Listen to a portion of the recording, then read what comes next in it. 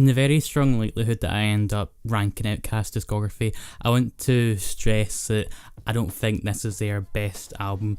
Obviously I'll keep the answer to myself until I make said video.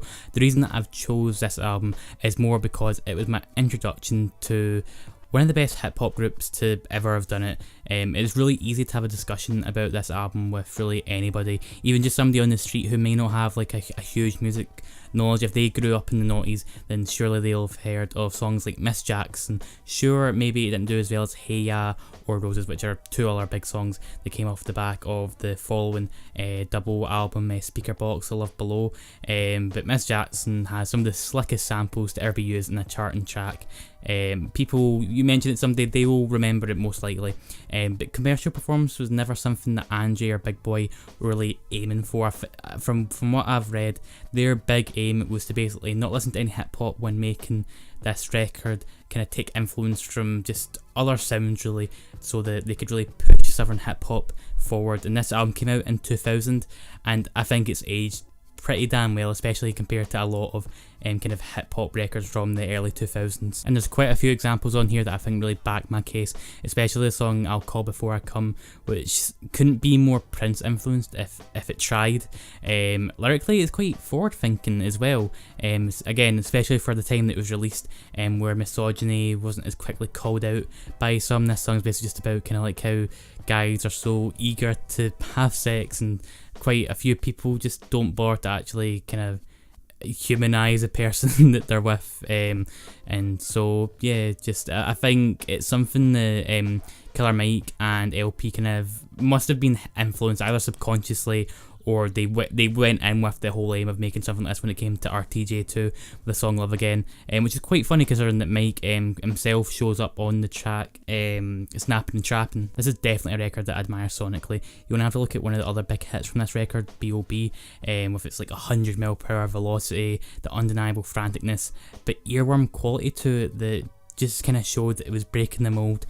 I really can't think of a big pop hit, or even just like a fairly well known song from the era that it was born from, that kind of managed to do like these two things that should be like a really heavy contrast. And you could probably make the argument, and I will make the argument, that something like Humble Mumble kind of planted the seeds of how Spanish music is kind of used in hip hop, which is quite widespread at the moment. I think the parallels there are still quite kind of, they're there and they can't really deny them. To the extent of which you think one influenced the other, you can argue between yourselves. But outside of anything on here, I think it's the lyrics that really shine for me, which make this album something that I admire a great deal. Toilet Tissue is a heartbreaking number about a suicidal pregnant teen that's only elevated more in its emotional impact thanks to Andre 3000's vocoder inflected delivery.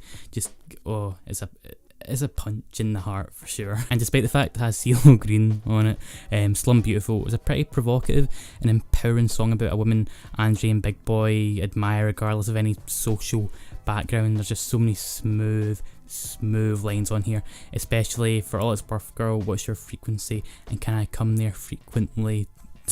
Damn, that's a good one. That's a good one. Everyone should use that one if they were trying to flirt with anyone. It can be risky business going to like a hip hop record that came out in the 90s or noughties, especially with a current state of mind, due to many of the attitudes that were sort of prevalent back then. But Stankonia like only went to confirm that Outkast were an act that were forward thinking in so many ways. The production doesn't feel too dated to me at all. If anything, I think it kind of like showed what would end up being quite prevalent, especially when some of these songs seem to like factor in more of a kind of rock influence on it as well. Nothing feels too cheesy for me. I really can't think of many complaints when it comes to this. Just a really important record that does a lot of things, but you know the thing that it does the best is the fact that the skits on it don't suck. But thank you guys for watching. If you haven't watched the other entries in this series so far, I'll put a playlist up here where you can watch the rest of them, and then YouTube will just suggest a random best video up there. But thank you for watching, stay safe and stay hydrated.